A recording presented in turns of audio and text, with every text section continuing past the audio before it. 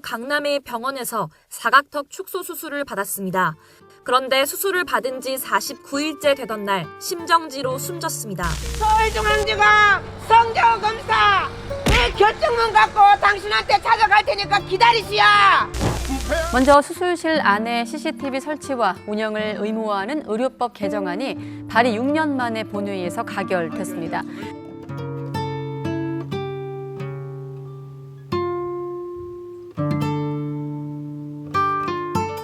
안녕하세요. 오늘 처음 메디마크라는 이름을 걸고 방송을 시작하게 됐습니다. 여러분 너무나 잘 아시는 우리 이나금 여사님을 오늘 모시고, 여사님이란 말보다는 대표님이 어울리는데 대표님을 모시고 이제 오늘 얘기를 나누게 됐는데, 혹시라도 또 이나금 대표님이 누구냐 모르는 분도 계실 수 있잖아요.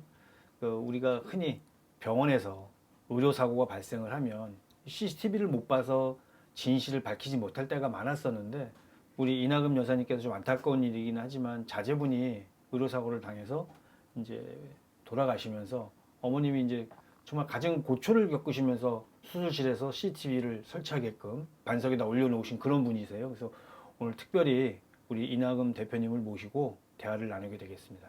안녕하세요. 안녕하세요. 대표님, 한번 저 카메라 보고 우리 시청자분께 인사 한번 좀 주시죠. 안녕하세요. 저는 의료정의실천연대 대표 이나금입니다. 수술실에 CCTV 설치법을 의무화가 된 계기가 된 그 건대희 사건의 건대희 엄마이기도 합니다. 오늘 메디마크에 와서 인사를 하게 되어서 반갑습니다.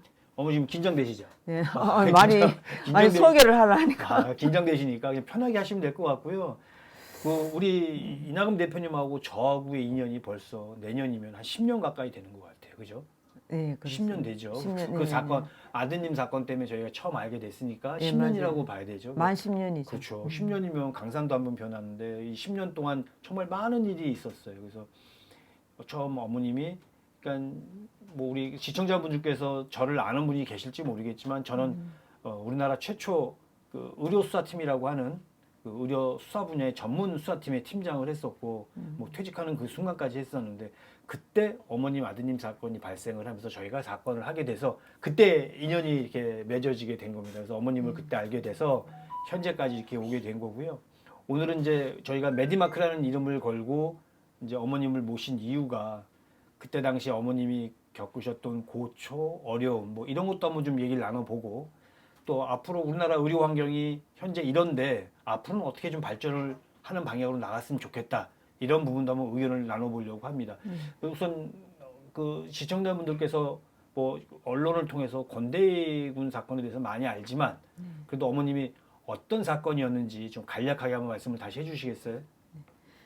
근데 이 사건은 수술실에서 수술하는 도중에 이제 과다출혈로 사망한 사건인데, 지난 2016년 9월 고 권대희 씨는 서울 강남의 병원에서 사각턱 축소 수술을 받았습니다.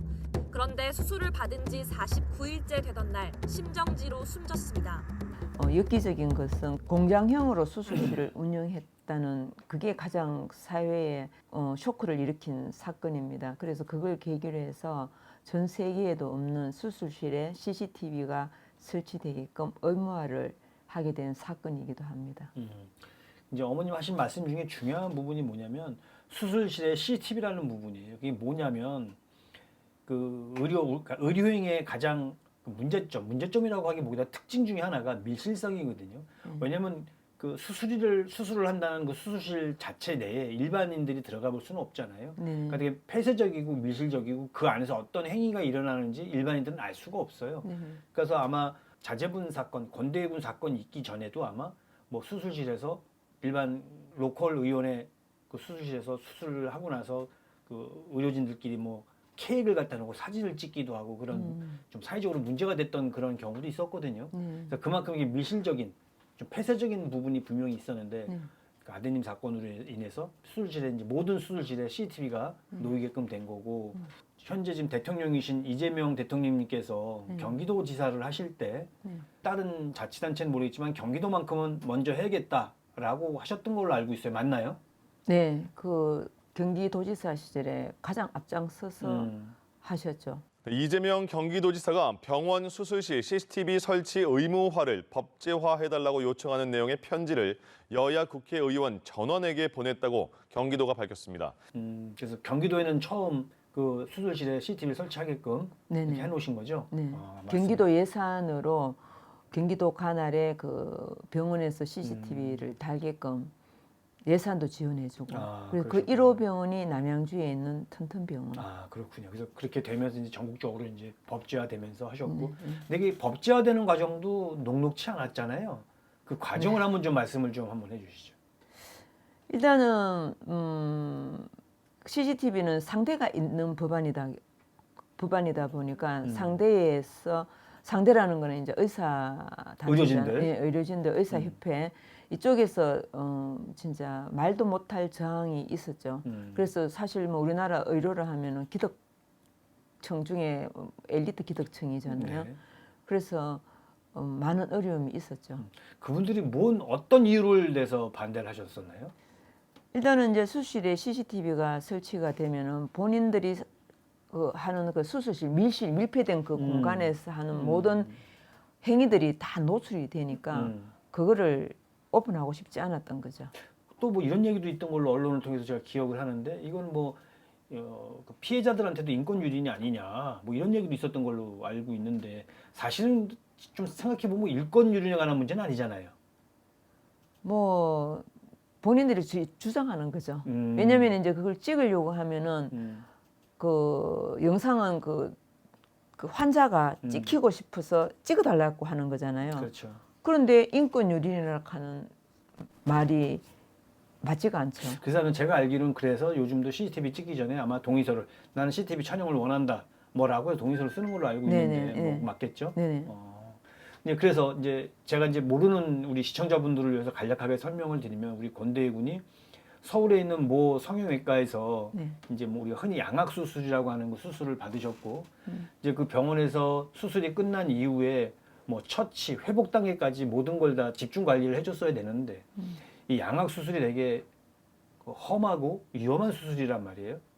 당연히 이제 출혈도 많이 일어나고 근데 그게 이 출혈을 지혈을 하는 그 단계도 사실은 중요한 의료 행위 중에 하나라서 그 전문의 담당한 의사가 끝까지 지켜보면서 이 지혈에 책임을 졌어야 되는데 당시에 저희 수사했던 기억을 더듬어 보면 그 지혈이 채 되지도 않고 수술이 끝난 지 얼마 안 된 상태임에도 불구하고 간호조무사한테 지혈을 맡겨놓은 상태로 본인은 그 옆방 다른 수술실에 다시 또 들어가서 수술을 진행했다. 다시 말해서 이 수술을 빨리 진행을 해야 되니까 권대희 군 아드님 그 수술이 끝난 거를 제대로 챙기지 못한 거고 그거를 뭐 의료인이라고 할 수도 없는 뭐 의료 보조 인력인 간호조무사한테 맡겼던 거고요. 그러다가 뭐 저희들이 기억하기로는 그때 CCTV가 있었는데 간호조무사가 제대로 뭐 지혈을 하는 것도 아니고 자기가 수행해야 될 일을 안 했던 걸로 기억을 하거든요.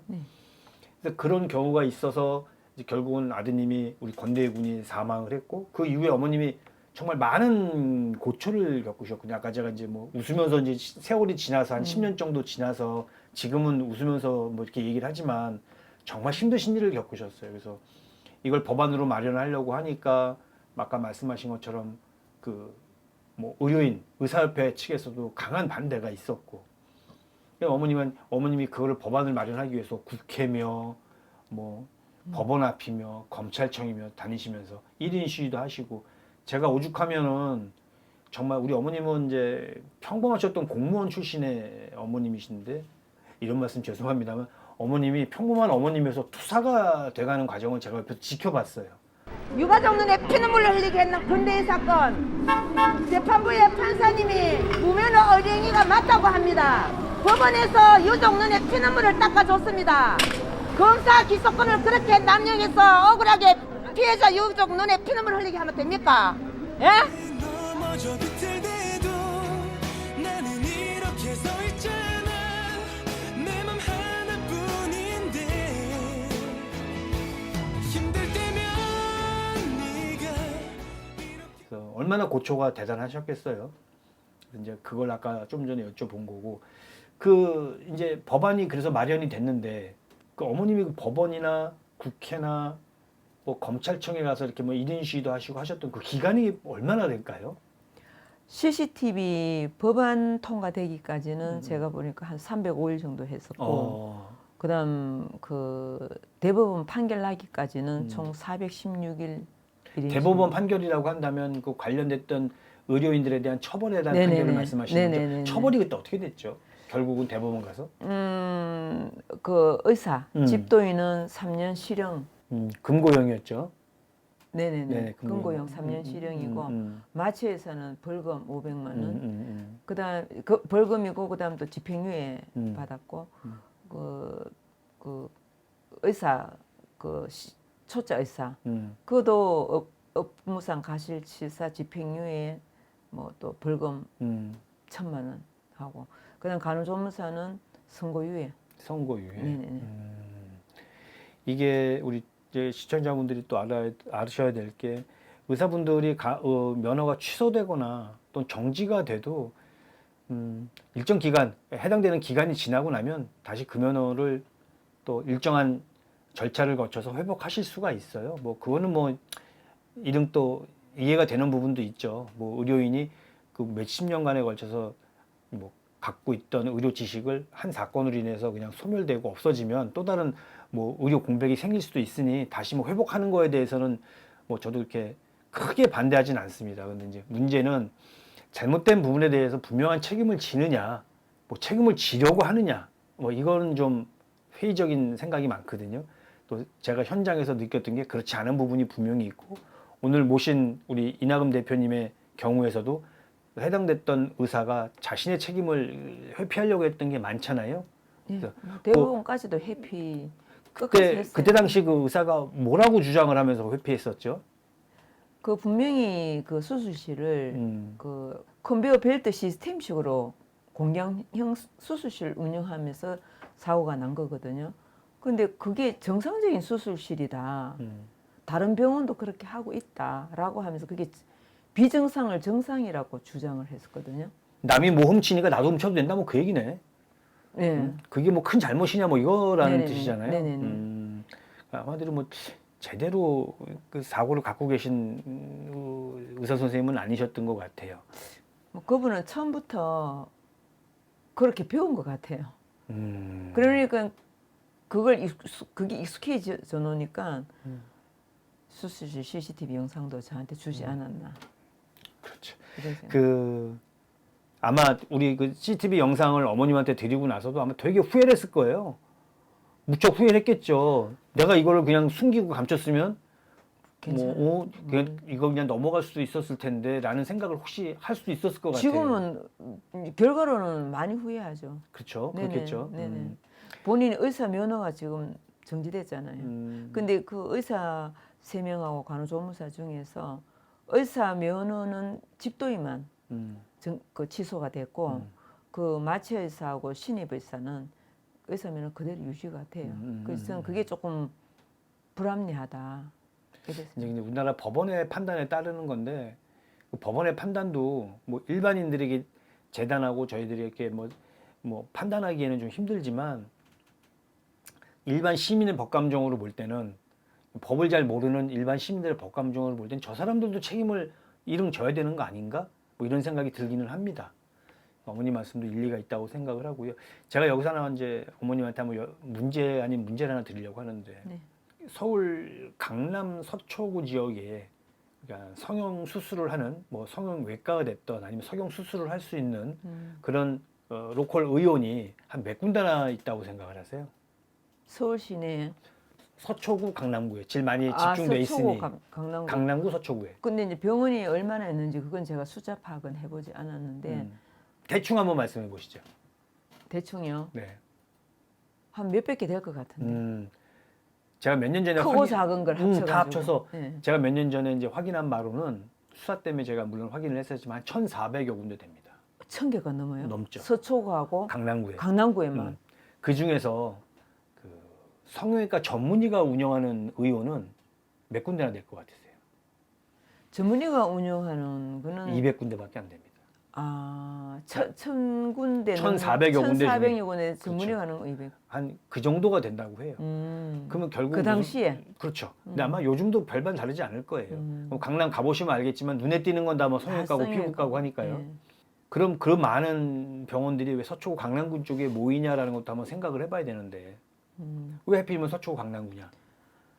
이게 서초구 강남구가 일단 뭐 경제적인 집중도가 있고 또 젊은 사람들이 많이 다니기도 하고 외국 사람한테도 많이 알려져 있기도 하고 그러니까 결국 많이 있다는 건 이런 표현이 좀 어울리지는 않겠지만 장사가 되니까 그렇게 많이 몰리는 거 아니겠어요? 그 지방에서는 또 서울, 강남, 서초구 그렇죠. 하면 더 거기에 대한 또 지역에 따라서 더 믿음이 그렇죠. 심어주는. 또 요즘 이제 홍대도 있고요, 뭐 성수동도 있고 한데 그 중에서 아직도 서초구 강남구 쪽에 많이 그렇죠. 모여 있다. 예, 예.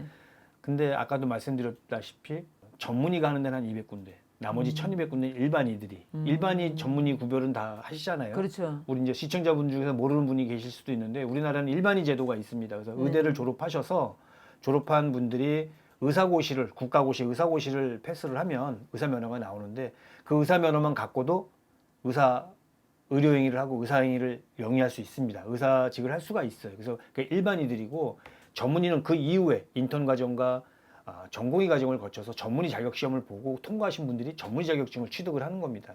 그래서 내가 뭐 신경외과 전공을 하고 전문의 시험을 통과를 하게 되면 신경외과 전문의가 되는 거고요.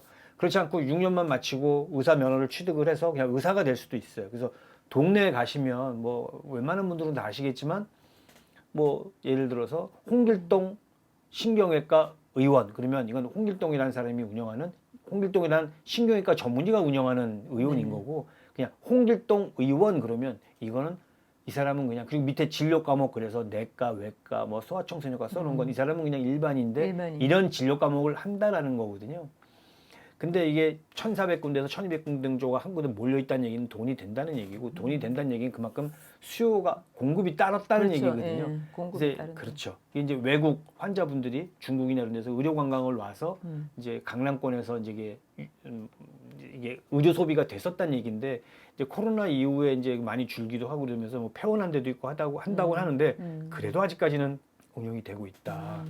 그래서 이제 오늘 모인 주제가 어머님하고 지금 모시고 있는 주제가 어머님하고 저하고의 관계 그리고 이제 여기 이제 메디마크라고 저희가 이제 저희 뭐 이 회사의 명칭을 이렇게 써놨는데 메디마크가 뭐 하는 데인지 이런 데 대해서 좀 설명을 드리려고 합니다. 그래서 어머님은 우리 대표님 죄송합니다. 제가 어머님이라고 그래갖고 버릇이 돼갖고 우리 대표님은 이 메디마크를 어떻게 알고 접하시게 된 거죠? 메디마크는 저는 그 팀장님을 통해서 맞습니다. 예. 예. 팀장님이 이제 제가 생각하기에는 이제 퇴직을 하셨으면은 팀장님 정도의 커리어가 되면은 대형 로펌에서 스카우트 제의가 여기저기서 많이 와서 당연히 글로 가실 것이라고 생각을 했는데 어느 날 갑자기 이제 그 출판 기념회에 부끄럽습니다. 네. 출판 기념회 가가지고 그때 이제 그 길을 가지 않고 의미 있는 길로 가시겠다면서 메디마크를 이제 소개를 하는 거 보고 제가 깜짝 놀랐죠. 그리고 또 그 팀장님에 대해서 또 새로운 면을 보게 됐고. 이거 새로운 면 아닌데 원래 이런 사람인데. 아무튼. 그래서 이제 메디마크를 알게 됐는데 팀장님께서는 어떻게 해서 그래 그 길로 뭐 진짜 꽃길만 남았는데 그 꽃길을 가시지 않으시고. 뭐 퇴직하고 꽃길 간다는 보장은 없었고요. 예. 그게 아니라 이제 그 좀 전에 말씀해 주신 것처럼 뭐 로펌이나 이런 데서 뭐 의료 사고가 발생을 하면 도와줄 사람이 필요하니까 저한테 전화 와서 뭐 와달라 뭐 이런 얘기 또 하고 막 그래요. 그런데 돈 좋죠. 돈 싫어하는 사람이 있겠습니까? 그러니까요. 근데 그것도 중요한데 제가 10년 동안 저는 뭐 강력 형사를 하다가 한 10년간을 퇴직하기 전에 10년간을 이제 의료수사팀이라는 걸 했는데 어머님처럼 아픔을 겪는 분을 다 너무 많이 봤잖아요. 그렇죠. 그런 사람. 저희가 했던 사건의 모든 분들의 다, 보호자분들이 다 그런 분들이시라서 아파하시는 거를 제가 옆에서 직접 제 눈으로 보고 그분들하고 대화를 나누고 했기 때문에 이건 누군가는 도와줄 분이 필요하다는 걸 뼈저리게 느꼈고 가슴 깊이 느꼈고 당연하죠. 예.